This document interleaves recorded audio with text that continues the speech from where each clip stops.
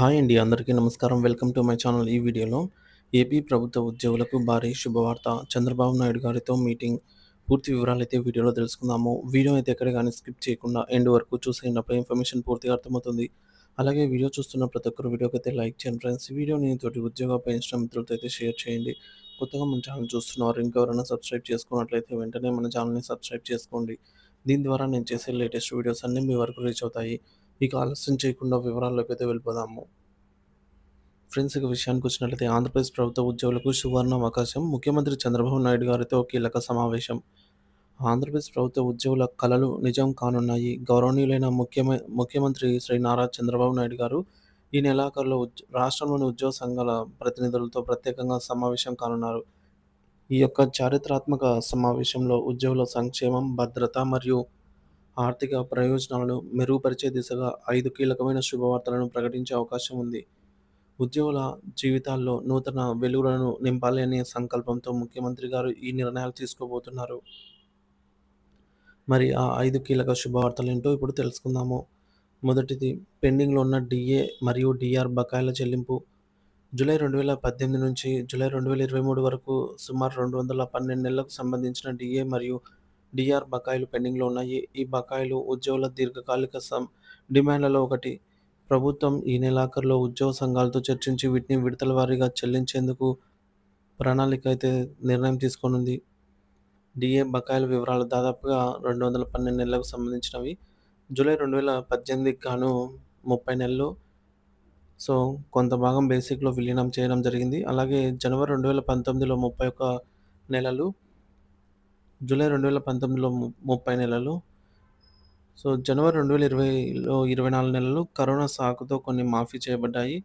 మరియు మిగిలిన కాలానికి సంబంధించిన బకాయిలు కేంద్ర ప్రభుత్వం కొన్ని డీఏలను కరోనా సమయంలో మాఫీ చేసినప్పటికీ రాష్ట్ర ప్రభుత్వ ఉద్యోగులకు రావాల్సిన మిగిలిన బకాయిలను చెల్లించేందుకు ప్రభుత్వం కట్టుబడి ఉంది. ప్రస్తుతం ఆ పరిస్థితులను పరిగణనలోకి తీసుకుని మొత్తాన్ని ఒకేసారి కాకుండా విడతల వారీగా చెల్లించాలని ప్రభుత్వం యోచిస్తోంది.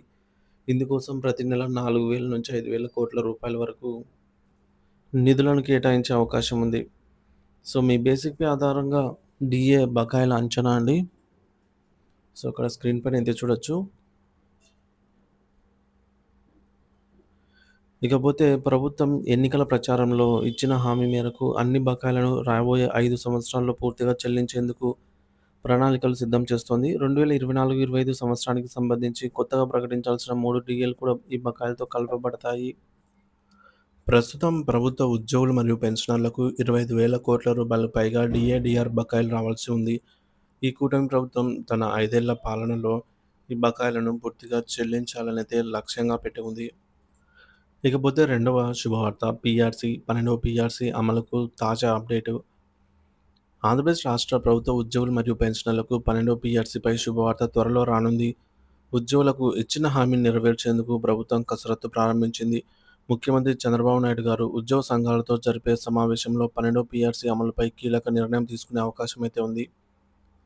12వ పీఆర్సీ అమలు అయితే ఉద్యోగులు మరియు పెన్షనర్ల బేసిక్ పే గణనీయంగా పెరుగుతుంది. దీనికి అనుగుణంగా హెచ్ఆర్ఏ, పీరియాడికల్ ఇంక్రిమెంట్లు, అడిషనల్ క్వాంటమ్ ఆఫ్ పెన్షన్ మరియు